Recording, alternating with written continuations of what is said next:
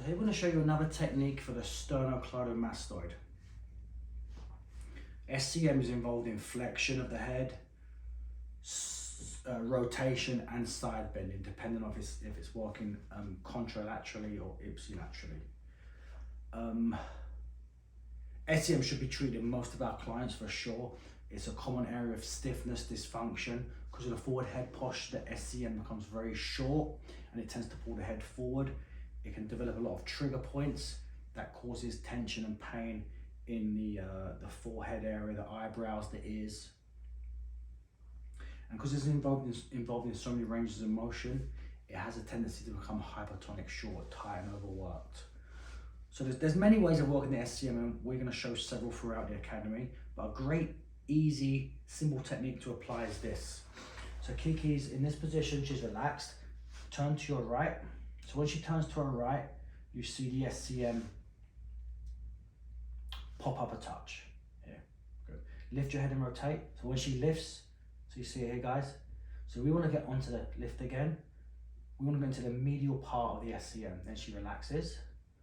So I just hook my fingers and I drag the SCM downwards. She's going to rotate her head to the right slowly. So my fingers don't move. I'm just hooking the SCM. She comes back. She rotates. Good. One more. Rotate.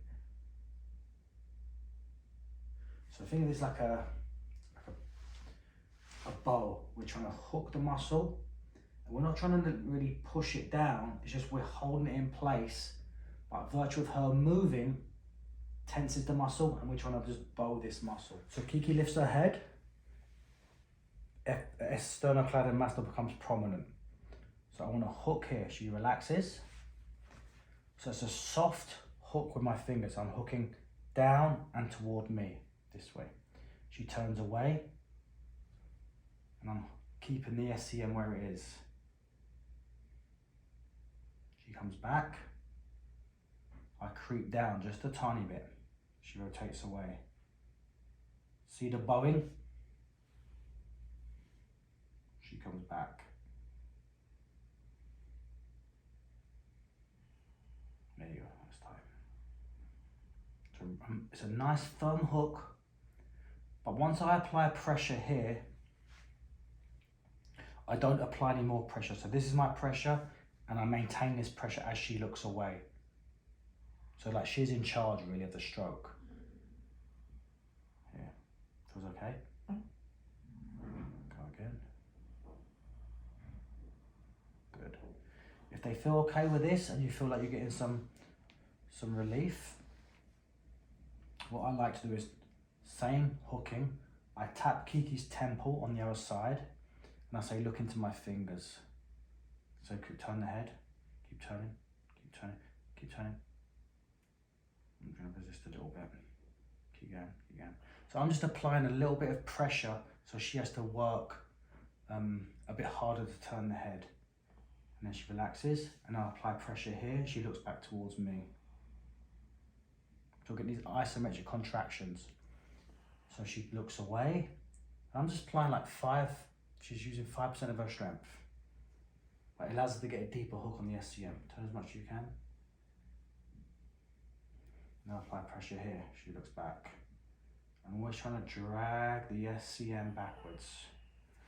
We want to create this motion of the SCM. This helps free up the SCM, both heads, sternum and clavicular. And it also allows us for later on when we want to get deeper into the scalenes. If you want to get deep into the deep cervical neck flexors, we need to free up this muscle. I think of the SCM as like the psoas of the neck. You have the psoas, what attaches the spine to the hip. Same as what attaches the neck to the chest. So this muscle bears a lot of stresses. So it needs to be very mobile. It needs to be very movable. It needs to be very strong. And it needs to be able to slip and slide across on the neck. On most of our clients, it doesn't have this mobility. This muscle tends not to move. So it becomes very much bound down, and people tend to get neck issues because they don't have the ability for this muscle just to slide over itself and across other tissues. So I hook and she looks away. I hook and she looks away. So this is a nice simple technique just to add into your existing neck routine.